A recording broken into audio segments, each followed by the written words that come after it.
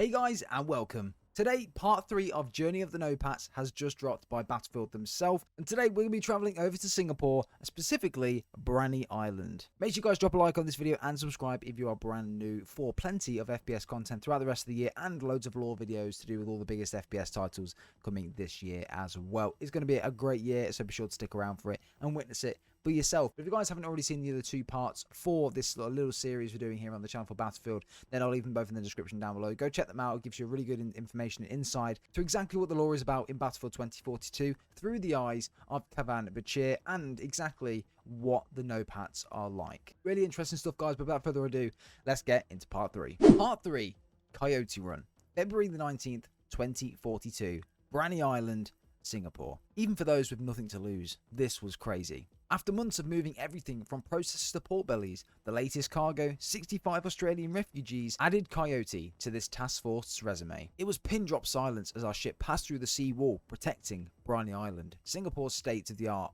automated seaport. Rayo's wizardry may have got us convincing credentials for the scanners, but I knew if the famously brutal Singapore Port Authority, SPA, got a whiff of this boat, it would get real loud, real fast. Again, guys, here is a picture of one of the maps. Oh my god, just the multiplayer experience on something like this would just be so sick. Bro, it's just so cool. Look at this, man. This right here that we're looking into is obviously the part of the automated port that we're looking into, which obviously has some form of turret or security on there as well. And if you guys haven't seen the previous episode, we learned that Rayo is actually an Indian hacker, so he's obviously hacked these turrets to allow them to get through. Branny Island's seawall shielded it from its massive storms in the 30s. As we can see here, though, as well, it's just the dam all the way around. It's so rocky and rough here. And here, look, it's so peaceful, the water, and it will stop the floods coming in as well. It's cool. By the mid-30s, rising sea levels had decimated a third of all commercial ports around the world. In a deft response, Singapore built a revolutionary seawall to defend its AI-driven cargo distribution system, making Branny Island the central hub of global trade. The Notepads problem is piss PR. Specialist Casper Van Dale rumbles. Singapore used to tolerate us, but it's got messy when every terrorist and its mother started calling themselves Notepads for some tea and sympathy. America was already afraid of losing control of this place, so they wielded all of the bad press to force Singapore into shutting all Notepad fleets out. As we can see here, a brand new screenshot has been released, really high quality by the way as well, and this looks as though it could be the bit of the trailer where they get infiltrated by those soldiers. Port is fully automated at Branny Island, but no system is invulnerable to hackers. This is where my man Rayo comes in. By some miracle, we dock undetected. Casper deploys an OVP recon drone to make sure we're clear as Rayo ushers the refugees into a beat up shipping container that's been outfitted with coats, a latrine and supplies to last them 10 days. Makes you wonder, what's in any of these containers? The last refugee isn't able to slip into the hiding spot before sirens erupt. Rangers, robotic quadrupeds with guns for brains, seemingly fall out of the sky, rushing towards our boat. Casper quickly snipes our mechanical assailants as the Copperfield lurches out of the dock. Amazingly, Rayo hacks into the automated distribution system on the island, dropping containers wherever he can to block our escape. It's not enough. The SPA pursue us into open waters. Gunfire, screams, more gunfire, and silence. Then I hear an ear-splitting cannon shot. My heart stops as I wait for the impact, until I realise where the blast originated.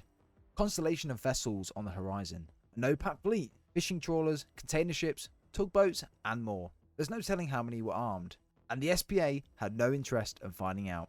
They turned tail. It seems among the 1.2 billion displaced out in the world, this task force has at least a few friends.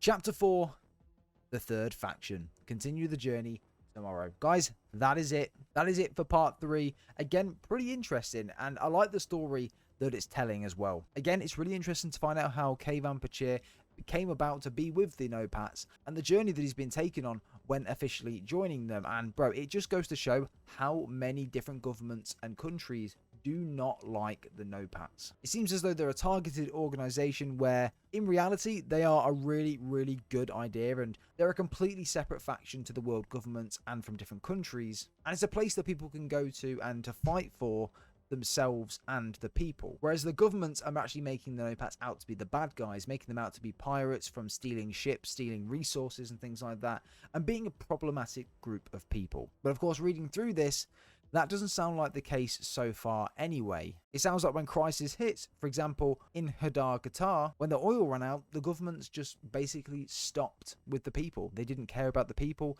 and this is where the NOPATs came into play. And this is where people wanted to join the NOPATs, be a part of this organization, an alliance, and yeah, it's starting to make a bit more sense now. When they got to Branny Island and they met all the refugees, in these shipping containers on the ships, they were trying to get people out of there to join with them as the NOPATs. Obviously, as I said, in these containers, there were things like latrines, there were supplies for up to 10 days for these people. The idea is to go in there, get the people, and then leave. There were plenty and plenty of containers on this ship, so they could have extracted thousands of new NOPATs. However, when the SPA found out that they were trying to do that, that's when the automated bots and robots came to the ground and yeah, tried to infiltrate and kill them all. Luckily, they did get away. But yeah, it just goes to show that the NOPATs aren't actually too bad after all from what we know so far.